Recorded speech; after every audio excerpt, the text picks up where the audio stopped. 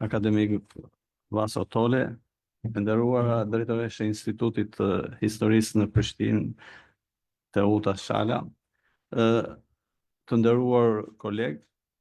kam kënaqësinë sot që të hap këtë promovim të librave të botuar nga Instituti i Historisë në Prishtinë, Ali Hadri, të cilat në fakt janë në bashkëpunim me Institutin e Historisë, njëri prej tyre është bashkëpunim direkt, por edhe tjetri është përgatitur me pjesëmarrjen e kolegëve tanë. Janë dy libra që janë botuar këtë vit, njëri është Gjenocidi serb kundër shqiptarëve gjatë shekullit të 19-20, që është produkti një konference të zhvilluar në mos gaboj vitin e kaluar, dhe libri tjetër është Roli grave në jetësimin e shtetit Kosovës, aspekte sociale, kulturore dhe politike nga viti 1980 deri në ditët e sotme. Për ne realisht është kënaqësi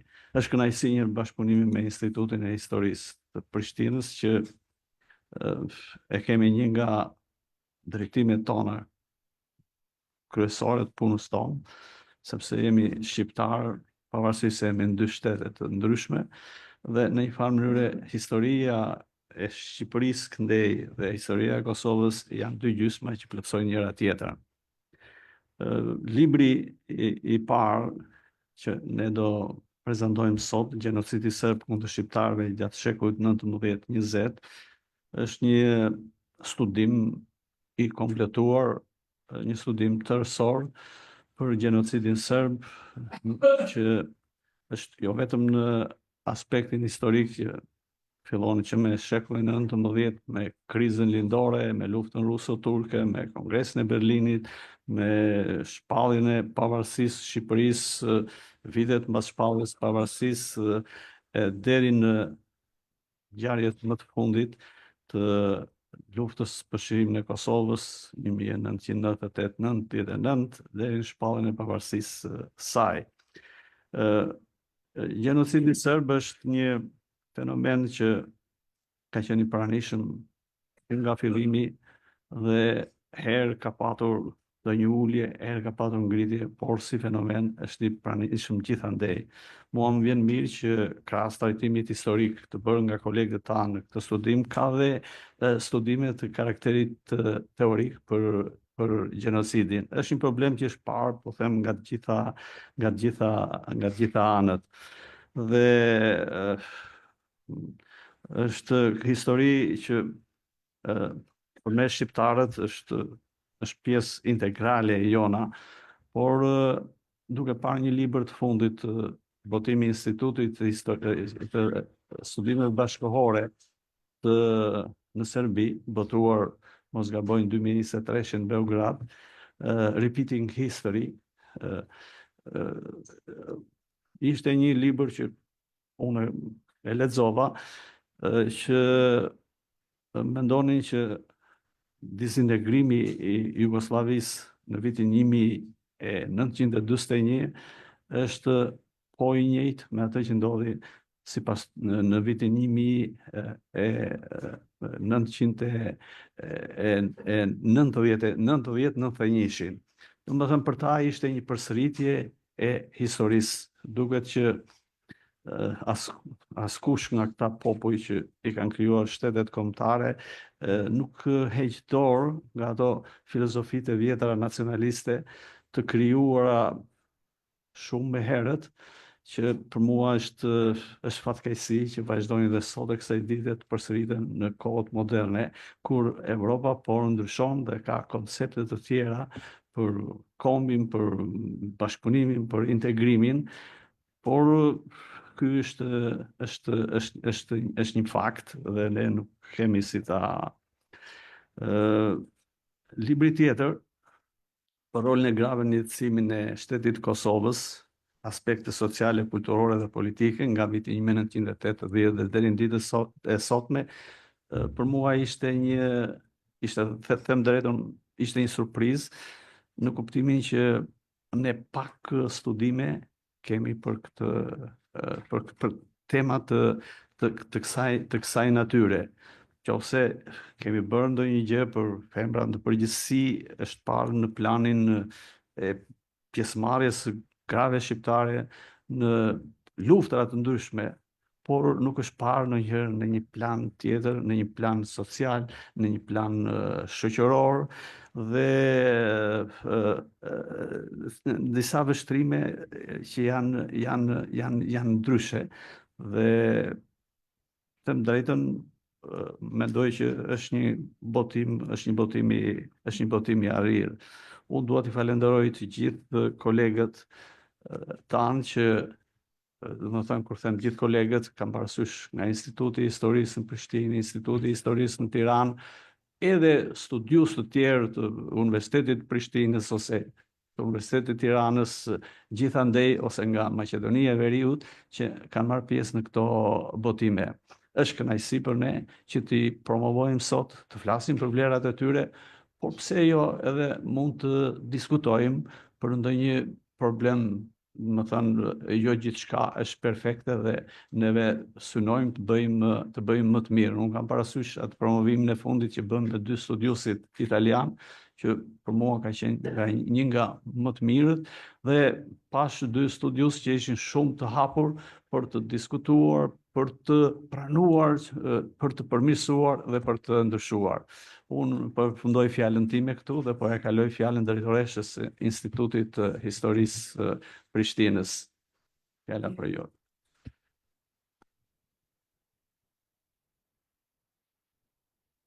Nderuar drejtori i Institutit të Historisë Tiranë, të nderuar kolegë të Institutit të Historisë Tiranë dhe gjithë ju të pranishëm. Sot ne jemi të nderuar që po promovojmë 2 botime të rëndësishme që ndriçojnë aspekte të ndryshme të jetës politike, kulturore e shoqërore të historisë sonë. Këto 2 botime përfaqësojnë një kontribut të jashtëzakonshëm në fushën e hulumtimit dhe analizës shkencore, duke ndihmuar në thellimin e njohurive mbi periudha dhe ngjarje të rëndësishme me të cilat u përball populli ynë duke filluar nga shekulli XIX e deri në ditët e sotme. Ne si Institute Kërkimore Shkencore po përpiqemi që të zgjerojmë fushën e studimeve duke u fokusuar gjithnjë më shumë në tema të interesit të përgjithshëm në nivel kombëtar. Po promovojmë veprimtarinë botuese, si dhe po paraqesim prurjet më të fundit të studiusëve të 2 instituteve në përvjetorin e 25 të çlirimit të Kosovës. Libri Gjenocidi serb kundër shqiptarëve gjatë shekullit 19-20 ofron një studim të thellë dhe kritik mbi krimet që janë kryer ndaj popullit shqiptar gjatë 2 shekujve të kaluar. Ky libër nuk është vetëm një akt kujtese, por edhe një thirrje për drejtësi dhe njohje ndërkombëtare të padrejtësive të kryera ndaj popullit shqiptar, sidomos në luftën e fundit në Kosovë. Nga ana tjetër, libri Roli i grave në jetësimin e shtetit të Kosovës, aspekte sociale, kulturore dhe politike nga viti 1980 deri në ditët e sotme, është një studim i thellë mbi kontributin e grave në ndërtimin e shtetit të Kosovës në një periudhë shumë të vështirë. Ky libër nënvizon rëndësinë e gruas shqiptare në Kosovë si aktore të padiskutueshme në luftën për liri dhe pavarësi, si dhe në proceset e pas luftës në fushat e kulturës, politikës dhe shoqërisë. Roli i grave nuk ka qenë vetëm adhëtar dhe luftarak, por edhe mbështetës i vazhdueshëm në sfidat e pas luftës për ndërtimin e një shteti të ri dhe të qëndrueshëm. Këto 2 libra janë një pasuri e madhe për historiografinë tonë dhe për kërkimin shkencor, pasi ato shpalosin ngjarje dhe tema të cilat duhet të njihen dhe kuptohen në mënyrë më të thellë. Ato janë gjithashtu një thirrje për reflektim mbi rrugtimin e popullit shqiptar përballë sfidave historike dhe sociale. Dua të falenderoj autorët për punën e tyre të palashme dhe angazhimin e tyre. Ju falenderoj të gjithë juve që jeni këtu për të mbështetur promovimin e këtyre 2 botimeve, të cilat do të shërbejnë si një kujtesë për rëndësinë e njohjes dhe dokumentimit të historisë sonë, dhe për rolin që çdo individ dhe çdo grua kanë luajtur në shtetëndërtimin e Kosovës. Ju falenderoj edhe një herë.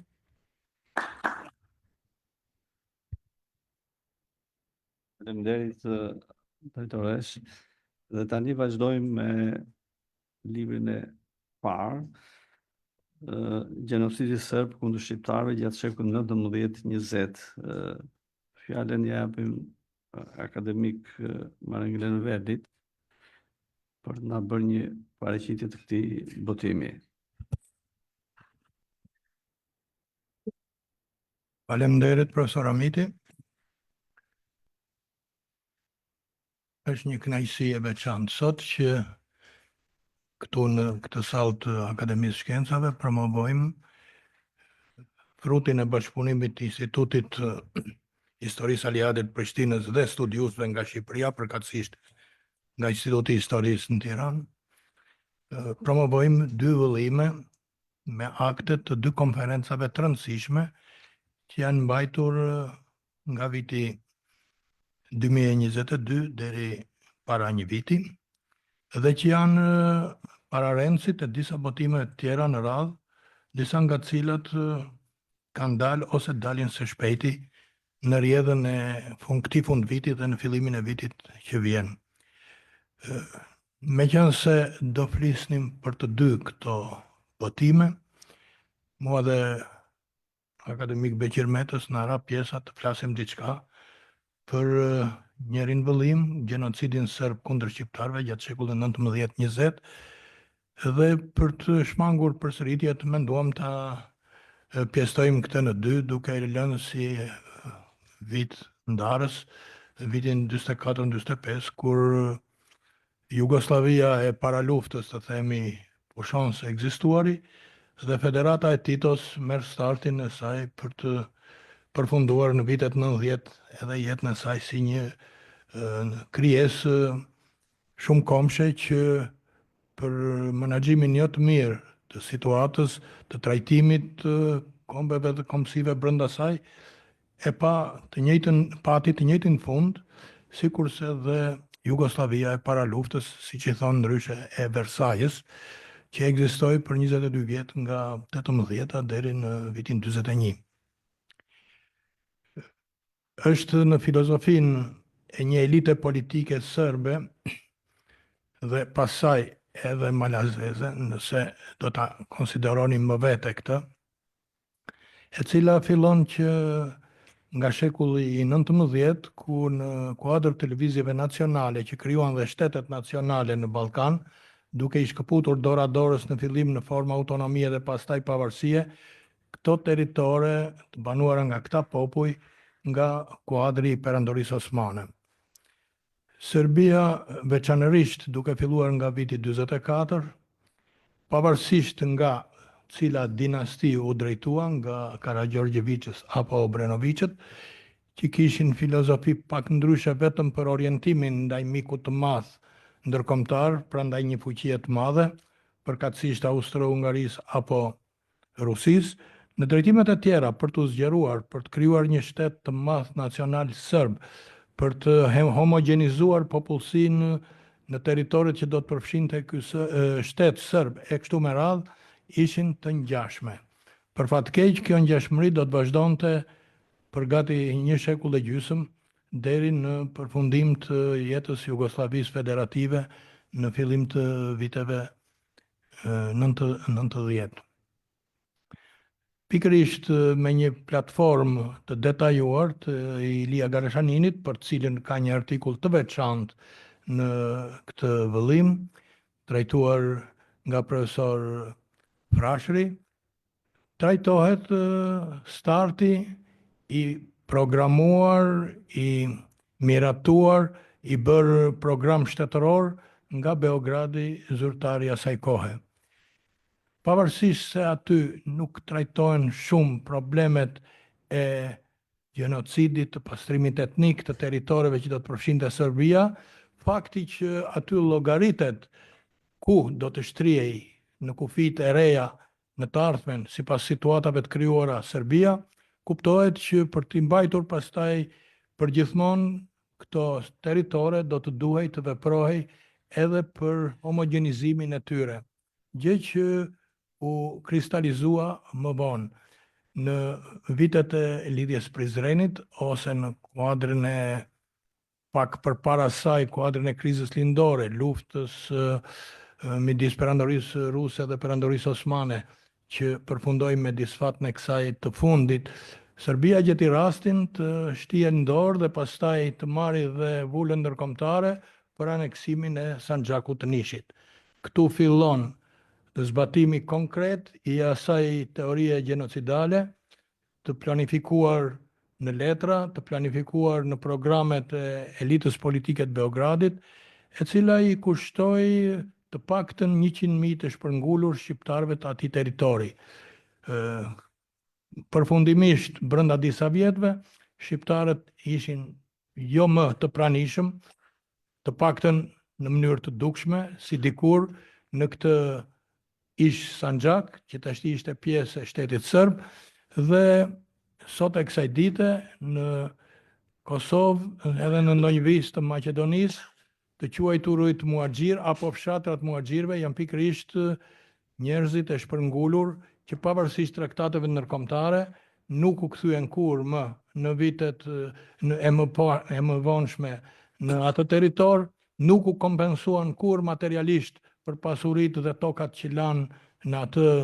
Sanxhak, në atë ish Sanxhak që u aneksua e kështu me radhë. Shumica e tyre ju drejtuan viseve të largta të Anadolit dhe që në këtë kohë e më vonë synimi I Beogradit ka qenë që të shpërngulurit të vendoseshin sa më larg në mënyrë që të mos realizojë kthimi I tyre përsëri në viset e të parëve. Periudha e dytë e një goditje të madhe mbi shqiptarët nga kjo politik që trajtohet në disa kumtesa është periudha e luftrave ballkanike dhe luftës parë botërore, pra periudha 12-18. Veçanërisht në dimrin e vitit 12-13 ndodh ajo që me dokumenta sot provojmë ka qenë shumë më tepër ploj se sa e kemi menduar, sa e kemi llogaritur dhe sa e kemi publikuar dikur. Ndër shifrat më të mëdha që janë dhënë më përpara nga profesor Akif Bajrami, shifra shkonte te 240-250.000 të shpërngulur. Në fakt, krahasimi I regjistrimeve para 12-s, regjistrimi I fundit osman, ai 21-shit I mbretërisë serbokrato-slovene, siç u quajt fillimisht zyrtarisht, apo I mbretërisë jugoslave të para luftës, dhe pastaj krahasimi me një regjistrim të parë të Federatës Jugoslave, Federatës së Titos në vitin 48, tregon se çfarë kishte ndodhur. Nëse në Shqipërinë e pavarur, në kufit e caktuar në Londër, u përfshin 738.000 banor, nga cilët 700.000 shqiptar, shqiptarët e mbetur jashtë kufive, veçanërisht në territoret që mori Serbia dhe Malizi, shkonin gati në 1.100.000 banor. Dhe në regjistrimet e vitit 21, që u bën jo mbi bazë etnie, po llogaritjet e nxjerrin aty ku duhet, por mbi bazën e gjuhës dhe mbi bazën fetare, shqiptarët ishin më pak se nga ana e gjuhës më pak se 500.000 banor, në aspektin fetar, duke llogaritur që në këto territore ku banonin shqiptar gjendeshin edhe pak popullsi turke dhe bosnjake, shkonte diçka rreth 550-560.000 banor. Pra, një humbje e jashtëzakonshme. Këtu s'bëhet fjalë për kushtet papërshtatshme, për shtesë normale të popullsie, këtu bëhet fjalë për një gjysmim të popullsisë brenda një harku kohor të shkurtër, ku ploja më e madhe u bë pikërisht në dimrin e vitit 12-13. Thuhet që regjistrat në muargjeane apo në ato zyrat e regjistrimit muargjirëve në Stamboll janë aq sa përmenda si shifër në fillim. Por askush nuk regjistroi ata që u larguan nga vatrat e tyre në atë periudhë të vështirë, ku edhe sot ne e dimë se sa vështirë është për atë që largohet nga vendbanimi të regjistrohet. Regjistrimi është kur mbërritën në destinacion, mirë po midis të larguarve dhe atyre që mbërritën në destinacion është raporti 1:2 në mos 1:3. Pra, një pjesë e madhe humbën jetën rrugës, në atë rrugë, në atë kalvar të gjatë të vështirë për të gjetur një vendbanim të ri. Lufta e parë dhe e dytë botërore ka një periudhë që duket e qetë, por shpërnguljet vazhdojnë. Në një dokument interesant që i erdhi Ministrisë së Jashtme të Shtetit Shqiptar të Ahmet Zogut në vitet 30-32, i dërguar nga një person, Ajet Çavushi, që ishte ndër figurat që ruanin në ekipin e sigurisë të Mustafa Kemal Ataturkut, jepen me vende nga janë larguar, me shifër nga janë larguar dhe ku janë vendosur në Turqi një grup i madh njerëzish deri në atë vit, prej mbi 100-150.000 shqiptarësh. E kështu me radhë. Në fund të fundit, regjistrimi i vitit 48 na tregon më së miri që si ishte zhvilluar pafundësisht një periudhë herë me ngadalshme, herë me evrullshme, herë me më pak dhunë ose me dhunë indirekte, herë me dhunë të drejtë për shpërnguljen e shqiptarëve. Në atë vit, pra në 48-ën, regjistrimet e Jugosllavisë figurojnë në Kosovë më pak se 500.000 shqiptarë dhe në gjithë Jugosllavinë diku te 733.000 shqiptarë. Pra është shumë larg kuota që ekzistonte e numrit shqiptarëve në ato vise që u përfshin në Serbi, në Malzi dhe pastaj në Jugosllavi, krahasuar me vitin 1912. Nëse në ato vise do të kishte vazhduar me normalitetin e atyre kohërave, ashtu si në Shqipëri, një shtesë prej 35% të popullsisë, atëherë 48-a duhet t'i gjente shqiptarët në Jugosllavi 1,5 milion. Në fakt ishin vetëm gjysma e kësaj shifre. Gjithashtu jepen nga autorë të ndryshëm një varg të dhënash që kanë të bëjnë qoftë me dhunën në viset të caktuara, siç është zona e Dibrës në veçantë, ku reken të i afrojnë dhe të japin informacion me shifra 2 autorë kumtesash, apo me dhunën tjetër e cila studiohet jo vetëm me shifrat konkrete, por dhe me filozofinë që udhëheqte, përfshirë dhe atë elitë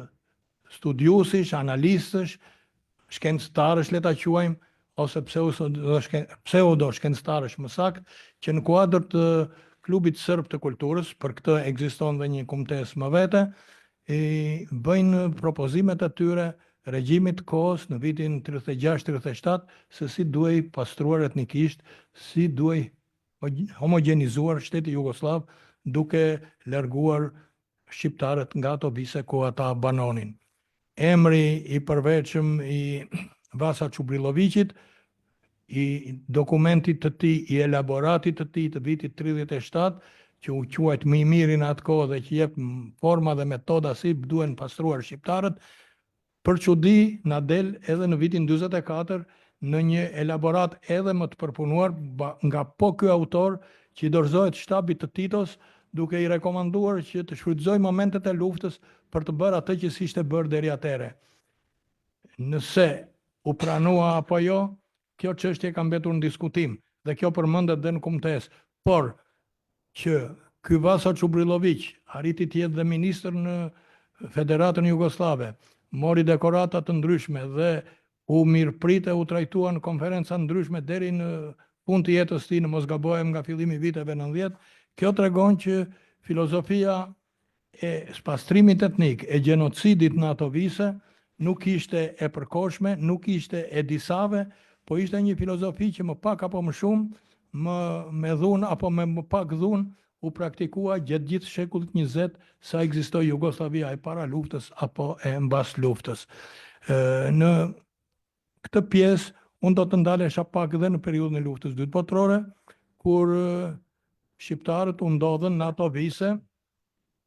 në teritoret pushtuara nga Italia, Bullgaria dhe Gjermania, të cilat në rastin e Italisë u konsideruan territore që u bashkuan shtetit shqiptar. Duket sikur në këtë periudhë pati qetësi mbi shqiptarët, por në fakt me ato mundësi që kishin në atë periudhë, nga qarqet drejtuese serbe, cilat ishin më shumë pjesë e grupimit nacionalist të Draža Mihajlovićit, në bashkëpunim me autoritetet gjermane apo italiane të pushimit, bën të njëjtën gjë. Ngjarjet e Bihorit janë të njohura, përmenden në kumtesën përkatëse në këtë vëllim, dhe italianët, po dhe gjermanët në përplasjet që lejuan në zonën e Novi Pazarit, treguan se për arsyen e tyre geostrategjike në Ballkan, për të pasur qetësi në territoret që ata mbanin nën kontroll, ishin gati të ofryenin zjarreve të vjetra nacionaliste, gjë edhe që e bën duke i përleshur dhe njëherë me njëri tjetrin kombet dhe kombësitë e ndryshme në ata rajone që ata kishin nën kontroll. Se sa u zhvilluan këto ngjarje në një mënyrë apo në një tjetër, në njërin nga kumtesat, do të gjeni dhe mendimet e profesorit të njohur italian Giovanni Lorenzonit, i cili studioi reformën agrare kolonizuese jugoslave dhe kishte studiuar dhe kishte hartuar projektin në fillim të viteve 30 për reformën agrare që në Shqipëri u përpoq të vinte në jetë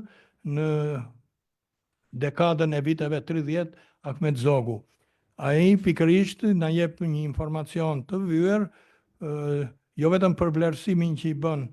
dhe mënyrën se si u zbatua reforma agrare jugoslave kolonizuese, por dhe për qëndrimin krejt ndryshe të shqiptarëve, të cilët nuk masakruan popullsinë serbe vendase apo kolonët e ardhur serbe malazes në periudhën midis dy luftrave, por kryenin veprime të tilla që sigurisht ai i pëlqente, i quante të buta dhe bile jepte ndonjë këshill që edhe bizneset edhe shtëpitë e kolonëve, veçanërisht në rrafshin e Dukagjinit, të mos prekeshin. Kohë kur mori dhe një përgjigje nga fshatarë shqiptarë të zonës që këtë gjë ne do ta bëjmë, tha, se në të kundërt, të paktën do t'u djegim shtëpitë e ngritura ose shtëpitë e marra nga ne, se në të kundërtën ata shumë shpejt në një rast të parë do të rikthehen përsëri, gjë që dhe u provua vërtet në periudhën e pas luftës. Kjo pjesë që mbyllet me luftën e dytë botërore, mbyllet me një artikull, zhvillimi një kumtese të mbajtur në aktivitetin përkatës nga akademik Beqir Meta, i cili në mënyrë krahasuese jep të dhënat e asaj çfarë ndodhi në Kosovë me gjenocidin që u krye në Çamëri nga autoritetet greke të kohës në bashkëpunim me bashkëpunëtor të vjetër të nacionalizmit grek, siç ishte Zerva, me atë qeveri që do të merrte pushtetin më vonë pra me të djathtën greke të kohës. Në këtë volum, i cili në mënyrë të përzgjedhur, unë mendoj se ndoshta në të ardhmen duhet menduar edhe për të publikuar në gjuhën angleze, aq më tepër që ashtu si fryn erra sot, duke parë dhe ato çfarë ndodhi në Ag, shqiptarët duhet të bëjnë të ditur se çfarë ka ndodhur me ta, dhe natyrisht që libra të kësaj natyre do të jenë një hap përpara për ta njohur jo vetëm brenda botës shqiptare, por dhe në arenën ndërkombëtare, në publikun ndërkombëtar, natyrisht dhe në qarqet vendimarrëse, drejtuese politike të shteteve të ndryshme, veçanërisht të fuqive të mëdha të sotme, se si ka qenë situata në këtë zonë të Ballkanit dhe si ka qenë trajtimi i popullsisë shqiptare të mbetur për një kohë të caktuar, për gati një shekullore, nën drejtimin, nën aneksimin e Jugosllavisë të asaj kohe. Besoj që tashti, megjithëse fjalën do t'ja japi profesor Amiti, i vjen radha të flasi profesor akademik Beqir Meta.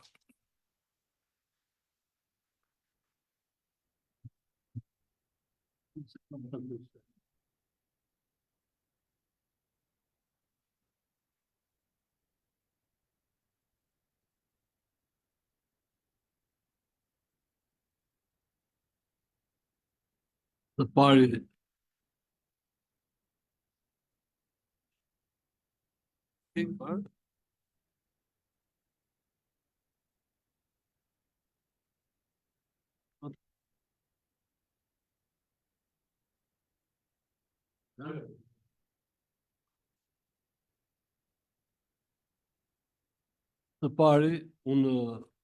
dua të shpreh kënaqësinë dhe vlerësimin për këtë botim që është realizuar dhe dua të përgëzoj Institutin e Historisë Kosovës që e ka marrë të temë dhe e ka kthyer tashmë në një botim dhe të shpreh njëkohësisht edhe vlerësimin tim pozitiv për konferencën që u zhvillua në atë kohë lidhur me temën e genocidit serb kundër shqiptarëve gjatë shekullit 19-20,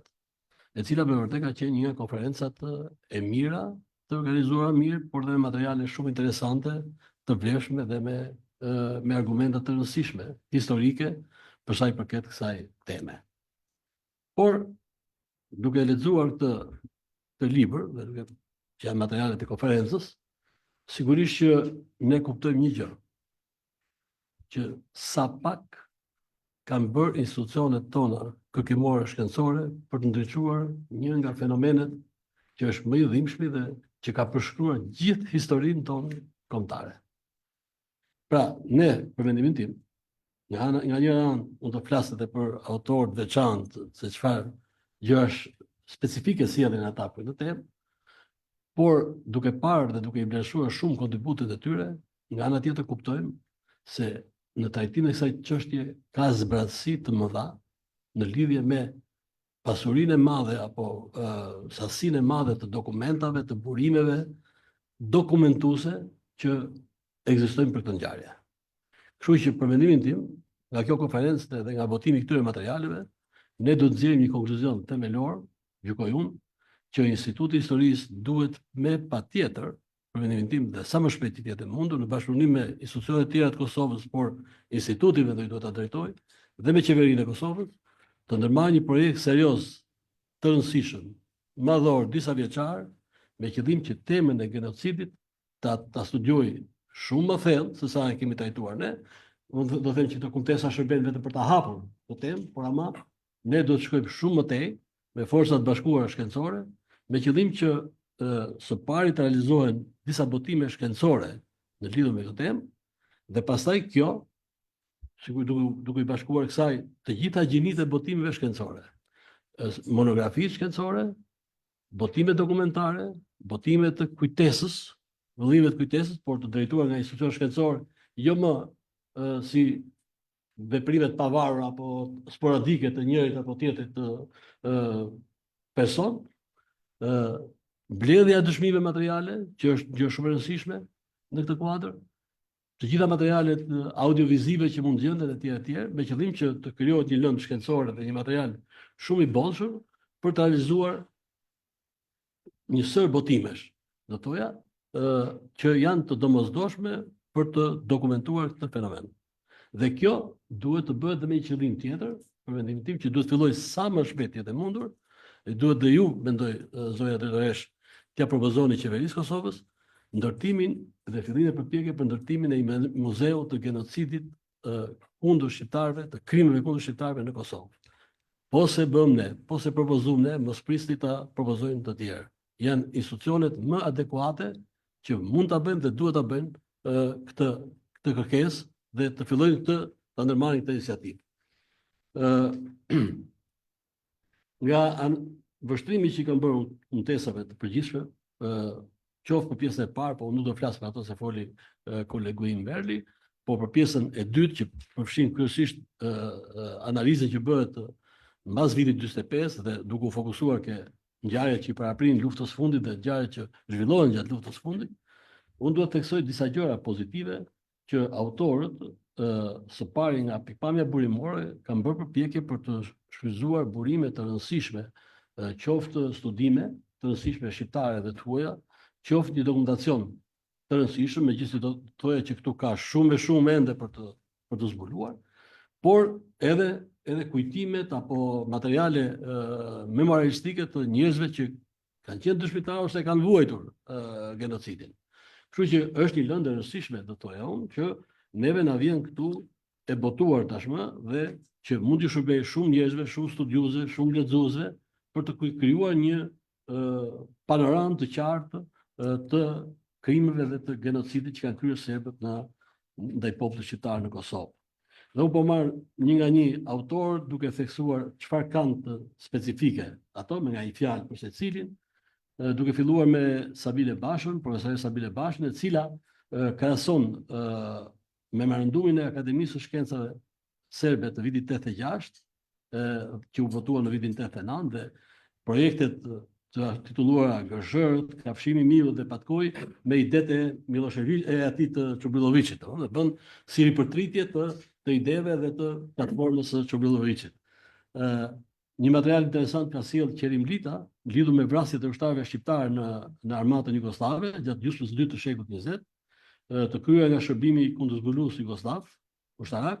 Kosi, dhe autori sjell të dhëna të reja arkivore me shumë interes. Madje i jep edhe emrat edhe kohën e ushtarëve të vrarë dhe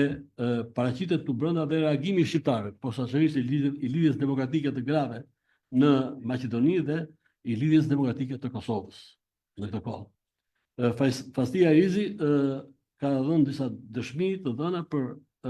terrorin në burgjet politike gjatë vitit 89-99 dhe argumenton se nuk është thjesht numri të vrarëve, por motivi, karakteri dhe qëllimet që bëjnë genocidin të tillë dhe i provon dhe argumenton to. Mrika Limani ka bërë një analizë teorike të procesit të dehumanizimit, si një nga proceset si hapi i tretë që njihet historikisht si hapi i tretë i genocidit, të dehumanizimit shqiptarëve në diskursin publik serb, dhe ajo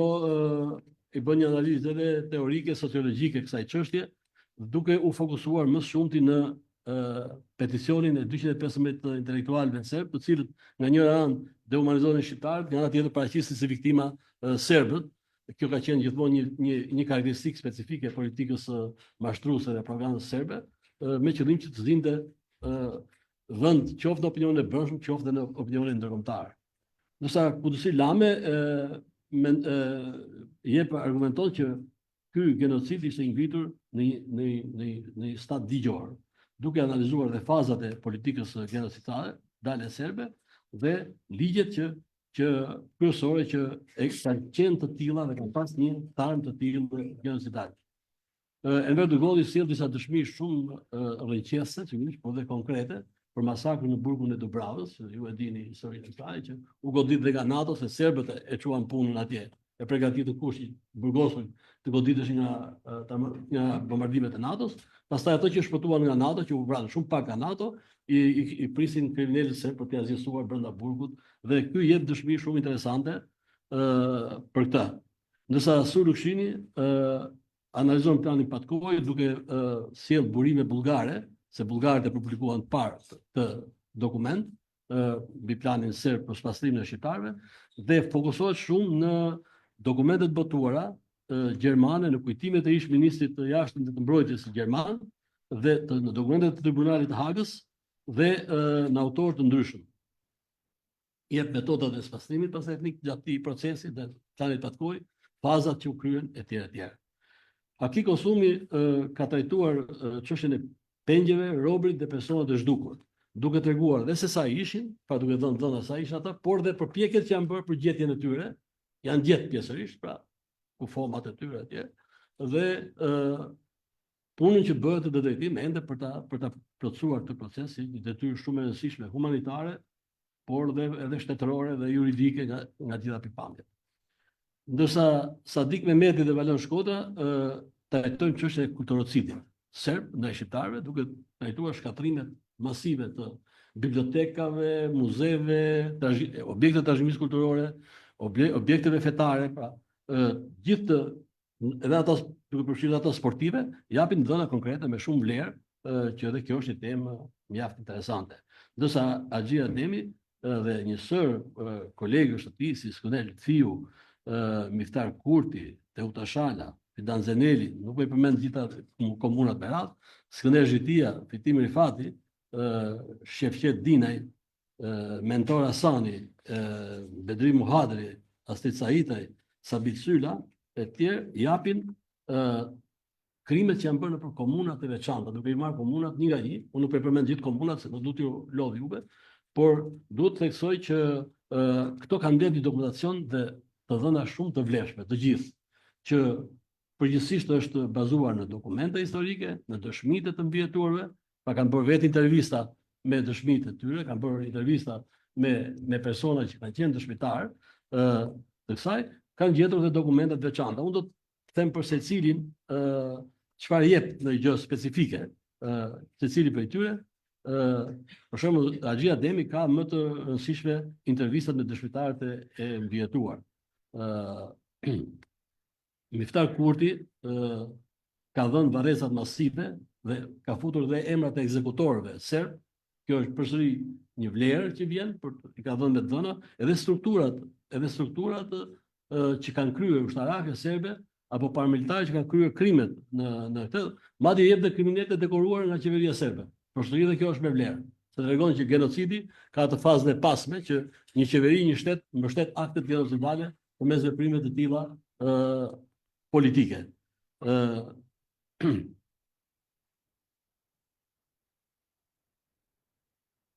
Po kështu dhe Shefqet Dina jep listën e dhunuesve serb si dhe strukturën organizative, edhe ky ka,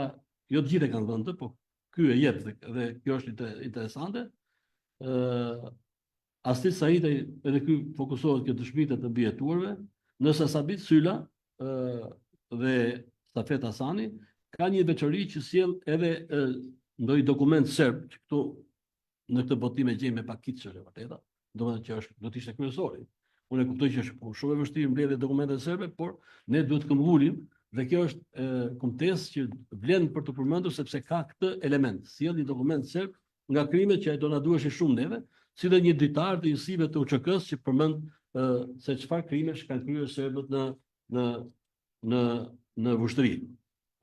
Ndërsa Jusuf Osmani ka bërë një kumtesë shumë interesante mbi krimet ndaj fëmijëve dhe argumenton ka dhëna shumë interesante ku thotë që në Kosovë 12% e viktimave ishin fëmijë, çka ishte 5% më e madhe se numri i fëmijëve viktimat e vrara nga gjermanët në gjithë territoret e pushtuara. Flasim me përqindje. Pra, në gjatë të dytë botërore. Pra, tregon që egërësia e serbëve, që këtu tregohet vrasja e fëmijëve është një element i egërësisë, ka qenë dhe më e madhe dhe më e pamëshirshme ndaj shqiptarëve. Ndërsa Eduard Saka ka bërë një analizë ku shkenca vihet në shërbim të dhunës, pra të tezave historiografike serbe, të cilat justifikojnë pushtimin, justifikojnë dhunën ndaj shqiptarëve, dhe kjo është një gjë me interes, një kumtesë me interes. Ndërsa Erion Papagjoni ka sjellë do të thojë një moment shumë të veçantë, duke krahasuar gjyqjen e Tehliranit me atë të Miloševićit. Tehliani ishte një nacionalist armen, i cili vrau në mes të Berlinit vrau Telat Pashën për genocidin që ky kishte kryer ndaj armenëve. Pra kreu aktin e vrasjes dhe Erioni bën një përsihatje sikur do kishte një shqiptar që vrarë Miloševićin dhe pastaj dalet ke gjyqi Miloševićit, dhe se bën një gjë interesante. Ndërsa Fatih Huseni dhe Agim Jakubi trajtojnë vrasjet në Maqedoni gjatë vitit 2001. Ndërsa gazetari Nui Bëtyçi, që ka qenë në terren në atë kohë, edhe ai sjell disa dëshmi autentike të marra në atë kohë nga krimet serbe në Kosovë. Kjo që si përfundi do të thoya që ne kemi një material të vlefshëm, është një botim interesant, por gjithmonë me atë që ne duhet ta përdorim për të shkuar më tej dhe për ta thelluar më tej këtë temë, dhe pastaj për të bërë sigurisht edhe i botim, siç tha dhe profesor Veli, në gjuhë të huaj, sepse duhet që këto gjëra të njohin jo vetëm shqiptar, po të njohin edhe të huaj se çfarë ka ndodhur. Ju falenderoj dhe ndoshta zgjata çik më falni.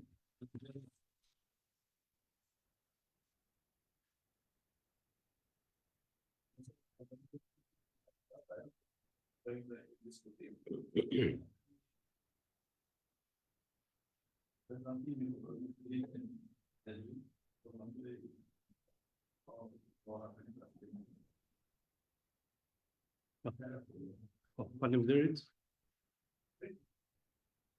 Pak duke nisur edhe unë me aktualitetin që na lidhet midis dy instituteve, Kosova përsëri ka bërë një dallim këtu nga Shqipëria në mënyrën se trajton historinë, sepse rreth 80% e punimeve janë në periudhën e pas 90-jet, domethënë para pavarësisë, rezistenca dhe shtetformimi. Kur në Tiranë zakonisht historia ka ngelur në mos luftë të dytë botërore, ka ngelur në vitin 90. Dhe kjo është, po themi, një tregues se si ne jemi të bënuar në aspektin e asaj quhet studimi i historisë bashkore. Së dyti në aspektin simbolik, Kosova ka një histori krejt tjetër përfaqësimit edhe të grave dhe vajza, po i marr një shembull, Kosova ka pas ka dy presidente, se njëra prej tyre vazhdon. Ndërkohë tek ne në mënyrë simbolike thot ajo fotoja aty. Ku 27 burra, 27 burra janë emëruar nga byroja politike në atë kohë për të drejtuar çështjet akademike në Shqipëri dhe shkencore, domethënë asnjë grua. Për të kuptuar deri diku kontrastin e thellë. Dhe kjo ishte edhe shtysa kryesore që i nxitin atë kohë grupin për të diskutuar për bërë një konferencë tjetër. Çështja ishte për të thënë që Kosova nuk ka vetëm heroj ushtarak, po ka një reagim shoqëror të shtresave të ndryshme përfshirë gratë dhe vajzat, të cilat kanë qenë protagoniste, kanë ndihmuar në sektor të ndryshëm, kanë dhënë kontribut në shtetëformimin dhe në procesin e identitetit të Kosovës, në fusha të ndryshme, dhe që kanë qenë viktima një pjesë madhe të situatës me cilën e përballë Kosova. Dallimi nga trendi i studimeve në Kosovë në raport me këtë konferencë dhe prurje që u sollën ishte se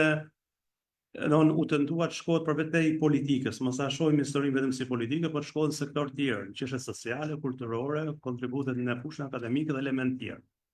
Duke qenë një konferencë me bazuar me aktive të hapura, normalisht që pati shumë interes dhe normalisht një vend vogël edhe shumë ndikime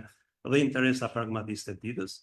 por deri tek organizatorët dhe mënyrën se si u pranuan dhe u vlerësuan punimet, u përpoqen për të krijuar një bazë solide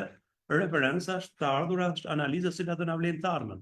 dhe plotësojnë e para mungesën e dokumentacionit, mungesën e një konferencë të tillë dhe botimit të tillë në të kaluarën dhe shërbejnë si një bazë për referimet për të ardhmen. E thënë shkurt, edhe kush janë dy problematikat, të cilat mendoj që ja vlen midis nesh të diskutojmë. Kosova ndodhet një fazë ku e shkruan historinë, por duke qenë një histori për periudhën e fundit bashkëkohore të shtetëformimit edhe pavarësisë dhe më pas,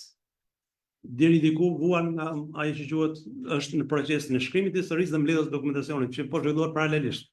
Dhe duke u ndodhur paralelisht bazohet më shumë në histori gojore apo ndëna që vijnë nga studiues që kanë zona të caktuara dhe kjo deri diku reflektohet në tërësinë punimeve të librit dhe është një sfidë me cilën do ta ketë sidomos kjo gjenerat studiuesish. Një gjenerat tjetër do ketë më lehtë për të parë arkivat në dispozicion. Dhe së dyti, ne patëm vetëm një referim krahasimor të Tiranës në raport me Kosovën. Duke munguar një botim i tillë solid edhe për Shqipërinë, për periudhën bashkëkohore, ishte pamundur bëje krahasime me modele të tjera. Dhe për këtë mungojnë edhe një pjesë autorëve të huaj, nuk ka autorë të huaj, dhe deri diku mungon edhe një qasje krahasimore e cila do ta bënte edhe më të plotë. Por së treti, duhet thënë që shumica e atyre që quheshin studiues të gjeneratës së tretë formuar sidomos në institucionet perëndimore dhe që sollen kontribute këtu, kanë një qasje shumë ndryshe të analizës dhe qasjes mënyrës se si ata sillen tezat e veta, duke shkuar jo vetëm në atë që quhet përsëri qasje politike ushtarake diplomatike të Kosovës, por duke krahasuar me teoritë kryesore që ekzistojnë në historiografi, në debatet shkencore që zhvillohen brenda dhe mënyrën se si këto lloj tezash përkthehen në Kosovë, dhe kjo mendoj që është një kontribut, paktën 2-3 prej punime kanë arritur në mënyrë pozitive t'ia dalin me kontributet që kanë sjellur në këtë pikë në këtë punim. Për të qenë sinqert, edhe për midis kolegëve, ka qenë një nga konferenca që ne nuk prisnim shumë debate, por solli debate dhe kush ishte debati? Njëti që kemi në Shqipëri, që protagonistë të jetës politike, që janë edhe aktiv, mendojnë që janë pjesë e historisë dhe mendojnë që duhet jenë objekt studimi. Dhe ndonjëherë mendojnë edhe që e përcaktojnë vetë vendin e tyre në histori. Dhe kjo është sfida që kemi edhe ne me historinë në Shqipëri, për shkak se politikanët janë bërë historianë edhe në Shqipëri dhe vendosin vetë se ku duhet jetë roli i tyre në histori. Kjo është një lloj sfide në cilën ne përballemi me dhe sidomos gjenerata, nëse quaj veten ende 3 dhe gjenerata pas nesh do ketë sfidën kryesore për ta bërë një kufi ndarës midis saj dhe një lloj apeli që u tha dhe në Kosovë dhe po themi edhe këtu që politikanët le të merren me politikë, historianët le të merren me histori, dhe kjo është mënyra më mirë që produktet të jena afatgjata. Dhe së fundi, unë dua ta falenderoj zonjën Teuta për edhe kolegët nga Prishtina dhe për një gjë praktike. Kosova bën konferenca, na fton gjithmonë, na krijon mundësinë e prezencës dhe debatit dhe i boton punimet në mënyrë vazhdueshme. Gjë që një sjellje sistematike që ne në Tiranë vuajmë dhe jemi ende viktima të procedurave apo problematika të tjera. Dhe sa më shumë që të botojnë libra dhe sa më shumë që qarkullojnë në networket e historianëve dhe rrethave që merren, sidomos kur ka dhe përmbledhje anglisht, ne bëhemi më të preferueshëm, më të monitorueshëm dhe më të vlerësueshëm nëse punimet tona si dhe një kontribut profesional dhe për këtë përsëri e falenderoj kolegët nga Prishtina. Kjo ishte që të mos shkojmë edhe tek ato që quhen po themi përsëritje, sepse kur po shikoni punimin, 1/3 e punimeve lidhen me luftën dhe kontribute lokale. Pjesa tjetër lidhet edhe me çasti deti ku gati të personalizuar të praktikave, të përvojave dhe rasteve konkrete të gjykuara, të cilat vetëm për ata që kanë fokus të përru dhe që kanë interesat të dhura mund të kenë interes specifik. Ju falenderoj.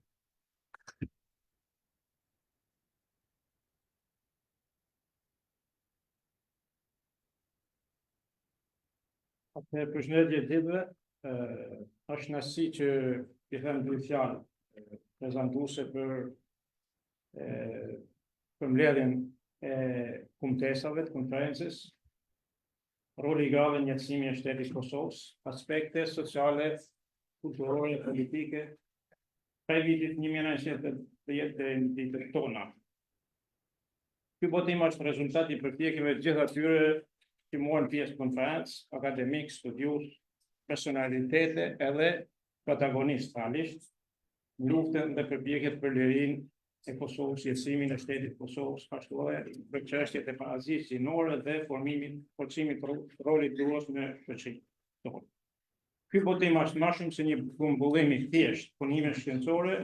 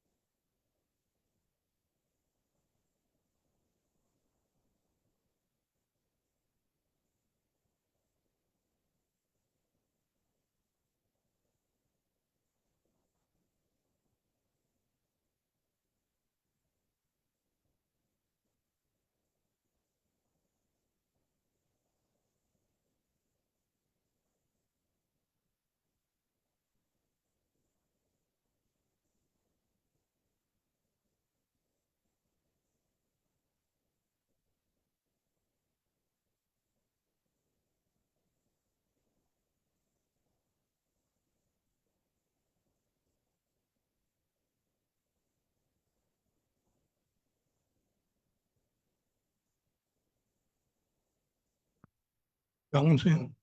Para se të në kuadrin e diskutimeve, ndoshta po e bëj këtë plotësim me qenë se jo të gjithë, veçanërisht media që e kemi të pranishme, e ka të qartë çështjen e bashkëpunimit që shtroi profesor Kaba. Është fjala, mendoj unë, për të thënë fjalën vazhdim të bashkëpunimit, mundësisht thellim të bashkëpunimit, sepse bashkëpunimi, veçanërisht duke filluar nga vitet 90, ka qenë shumë i pranishëm, ka qenë bile midis dy instituteve një revistë e përbashkët, shkencore dhe publicistike me natyrë politike, me emrin Kosova, që u botua edhe në anglisht dhe në shqip. Më vonë në fjalorin enciklopedik shqiptar, në tre vëllime, nuk po përmend punën më të vogla, në tre vëllime, 22, në mos gaboj, %, e materialit nuk është më vetëm për problemin e shtetit shqiptar, por dhe për Kosovë, tre valindore, çamëri, diasporë, tjera. E njëjta gjë mund të thuhet për 4 vëllimin histori e popullit shqiptar, pra është në rrjedh bashkëpunimi, dhe 5 vëllimshin e drejtuar nga profesor Meta, historia e shqiptarëve në shekullin e 20. Gjithashtu, studiuesit tanë, bile mund të thuash në një farë mënyrë janë dhe nismëtar ose mbështetës të nismës që s'dihet se kush e hodhi i pari, për historinë e Kosovës në 4 vëllime, e kështu me radhë. Pastaj, konferenca, botime aktesh të konferencave, monografi, recensionim, redaktim, etj. Këto kanë qenë në vazhdimsi gjatë gjithë periudhës që nga vitet 90 e në vazhdim veçanërisht mbas vitit 2000, kur largimi i serbëve nga Kosova dhe krijimi i Republikës Kosovës në parametrat që ekziston sot, me apo pa ndërkombëtarët në krye, duke filluar nga Kushneri e me radhë, edhe mbas veçanërisht shpalljes në 2008-ën, ky bashkëpunim ka qenë duke u thelluar. Mendoj që është fjala tash për ta intensifikuar, për të pasur më shumë aktivitete të përbashkëta gjatë vitit, për të pasur ndoshta dhe botime të përbashkëta, plus këto idet që u hodhën për muze, për diçka tjetër, cilat do të kishin një impakt më të gjerë dhe veçanërisht për paraqitjen e punimeve të kësaj natyre në shërbim të kombit edhe në gjuhë tuaja. Këto kisha. Faleminderit.